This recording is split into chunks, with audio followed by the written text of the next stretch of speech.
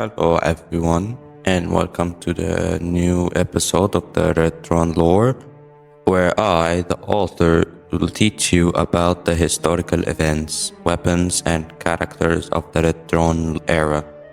Today's episode will talk about the Eurasian Civil War, also known as the Second Russian Civil War. The Second Russian Civil War, also known as the Eurasian Civil War. The Second Russian Civil War began in 2044 after the creation of the new USSR. Belarus and Kazakhstan joined the new state, and many people supported the idea of restoring Soviet power to Eurasia. On August 12, 2044, General Stavlen Latrenkov launched a surprise invasion of the Baltic states while General Viktor Malenkov attacked Ukraine. The first major battle of the war took place in Kiev. At the start of the war, the new USSR's military was poorly equipped and relied on outdated weapons. The Eurasian Federation nearly pushed Soviet forces out of Kiev and even threatened Moscow. However, generals Latrenkov and Yuri Vasylenko launched surprise attacks that forced the Eurasian Federation to retreat. Why China entered the war? China viewed the Eurasian Federation as a pro-Western buffer state that limited Chinese influence across northern Asia. Chinese leaders feared that if the Eurasian Federation won the war, Western influence would become even stronger along China's border. Because of this, China launched Operation Red Dragon, a secret military aid program designed to keep new USSR alive. Chinese transport aircraft attempted to deliver modern equipment, weapons, and technology to Soviet forces. Although many shipments were intercepted by the Eurasian Federation, enough equipment reached the front line to change the course of the war. Weapon supplies during Operation Red Dragon. Not every weapon developed under Operation Red Dragon reached the battlefield, but it significantly improved the new USSR's military capabilities. Operation Unthinkable. By 2046, the war reached a stalemate. General Latrenkov and General Vasylenko developed a risky plan known as Operation Unthinkable. Many military experts believed that Siberia was impossible to conquer because of its vast distance, harsh climates, and strong defensive position. The plan was simple but dangerous. New USSR bombers would attack military bases located roughly 10 kilometers behind Eurasian front lines.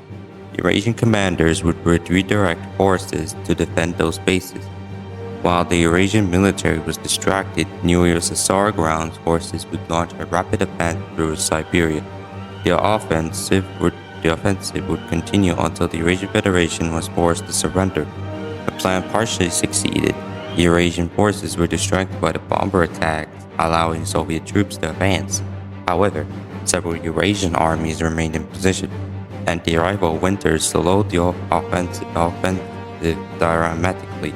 Realizing that the operation might fail, Latrenkov and Vasylenko personally directed a series of aggressive attacks against the remaining defenders. Though through determination and heavy fighting, the new USSR managed to break through and capture a large amount of territory in Siberia. Although Operation Unthinkable did not end the war immediately, it shifted momentum in favor of the new USSR. The bombing of Magadan. By 2047, the war had reached a new stalemate. On February 27, 2047, the new USSR launched a massive bombing campaign against the Eurasian Federation capital, Magadan. More than 40 bombs struck the city, destroying government buildings, infrastructure, and residential districts. Thousands of civilians were killed. Reports later claimed that Latrenkov himself was horrified by the destruction and regretted the scale of civilian casualties. The bombing severely weakened public morale and accelerated the Eurasian Federation economic collapse. Casualties. The war became one of the deadliest conflicts in Eurasian history. Military losses. New USSR armed forces, 2.3 million dead. Eurasian Federation armed forces, 3.1 million dead. Eurasian civilian losses. Civilian deaths was 4.6 million. Total death toll was 10 million deaths. The high number of civilian casualties resulted from bombing campaigns, famine, infrastructure collapse, disease, and fighting across heavily populated region. End of the war. In March 2048, the Eurasian Federation officially surrendered after years of military defeat and economic collapse.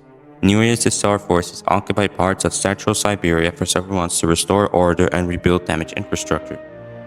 The occupation officially ended in September 2048, marking the end of the Russian Civil War. Aftermath. On September 28, 2048, elections were held on the new USSR. Due to his leadership during the war, Stavlen Latrenkov was elected the country's first leader. Despite victory, the nation faced severe economic difficulties. The destruction of the Civil War combined with the beginning of the Second Great Depression pushed the country towards collapse. Through economic reforms, construction programs, and continued Chinese support, the new USSR gradually stabilized over the following 7 months.